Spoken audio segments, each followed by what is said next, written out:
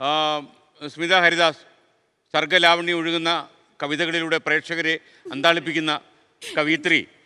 താങ്കൾ പൊതുവെ സാഹിത്യ താല്പര്യമുള്ള ആളാണല്ലോ. അതെ. അപ്പോൾ ഈ സാഹിത്യ ബോധമുള്ള ഒരുപാട് പ്രേക്ഷകരെ വഴിയിൽ വെച്ച് കാണാറുണ്ടോ?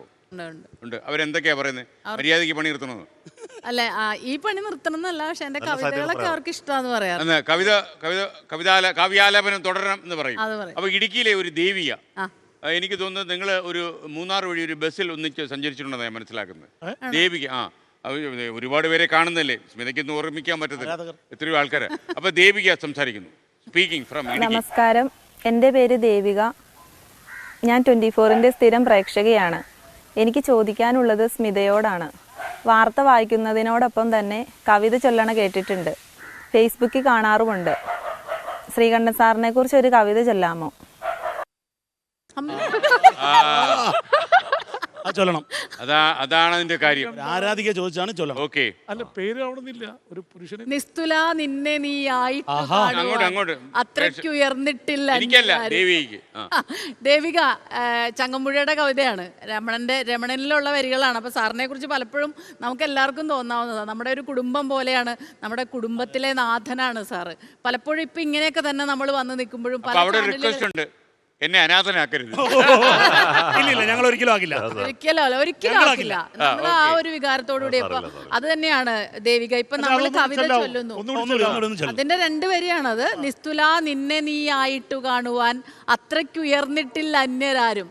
കാരണം നമ്മൾ പലപ്പോഴും പല ചാനലുകളെ കുറിച്ച് നമ്മൾ ആദ്യം വരുമ്പോൾ ഏത് ചാനലിലാന്ന് പേര് പറയില്ല. അപ്പോൾ SKN പറയും അത് പറഞ്ഞോളൂ.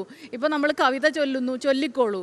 വിജയകുമാറിന് എന്താണ് അതിന്റെ പേര് ഞാൻ മറന്നു, കൊട്ടാണെങ്കിൽ അത്, പ്രവിതയ്ക്ക് ഡാൻസ്, അതെല്ലാം തരുന്ന ഒരു വാർത്താ ചാനൽ. അത് തീർച്ചയായിട്ടും സാറിന്റെ ഒരു സ്നേഹത്താണല്ലോ. എന്നാൽ സ്മിതയുടെ ഈ കവിത കൊണ്ട് കേട്ടോ വിനാശത്തിലേക്ക് വീണുപോയ ഒരാൾ സംസാരിക്കുന്നു. ഒരു സർപ്രൈസ് വീഡിയോ ആണ്, ഞാൻ പ്രത്യേകിച്ച് കളക്ട് ചെയ്ത.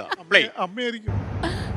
Hello 24, hi to everybody watching at home. ഞാൻ മാളു, ഞാൻ അബുദാബിയിൽ നിന്നാണ് സംസാരിക്കുന്നത്. I just wanted to say a quick hello to all of our അവതാരപുലികൾ and to SKN, and my biggest hello to my അമ്മ. അമ്മി, I miss you so much. and എനിക്ക് നാട് ഭയങ്കരമായിട്ട് മിസ് ചെയ്യുന്നുണ്ട്, കൊച്ചി ഭയങ്കരമായിട്ട് മിസ് ചെയ്യുന്നുണ്ട്. അപ്പോൾ ഇങ്ങനെയെങ്കിലും നാട്ടിലേക്ക് വരാൻ പറ്റിയെന്ന് I am so happy. I just wanted to ask a question to SKN. ഞാൻ 4-5 വയസ്സൊക്കെ ഉള്ളുമ്പോൾ SKN TV കാണുന്നത് എനിക്ക് നല്ല ഓർമ്മയുണ്ട്. ആൻഡ് ഇപ്പോൾ 2024 നിൽക്കുമ്പോഴും SKN manages to be the most relevant, the most exciting thing on TV. അപ്പോൾ how do you manage to stay so relevant, and how do you manage to be so creative and contemporary?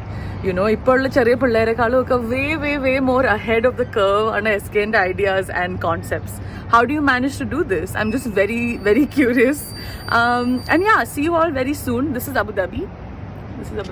Yeah, see you very soon. Bye. Okay, thank you.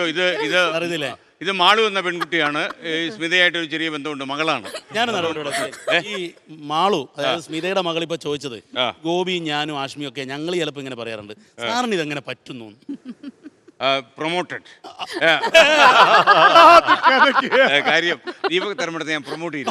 അപ്പോൾ പ്രിയപ്പെട്ടവരെ, മാളു ചോദിക്കുന്നൊരു ചോദ്യം, അതായത് സ്മിതയെ പോലെ, മാളുവിൻ്റെ അമ്മയാണല്ലോ സ്മിത, എത്രയോ പ്രതിഭാധനരായ ആളുകൾ 24ലും ഫ്ലവേഴ്സിലും ജോലി ചെയ്യുന്നുണ്ട്.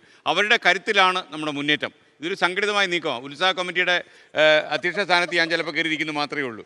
അപ്പോൾ മാളു ചോദിക്കുന്നതിനുള്ള ചോദ്യം എന്നോടും ചില ആൾക്കാർ ചോദിക്കുന്നു.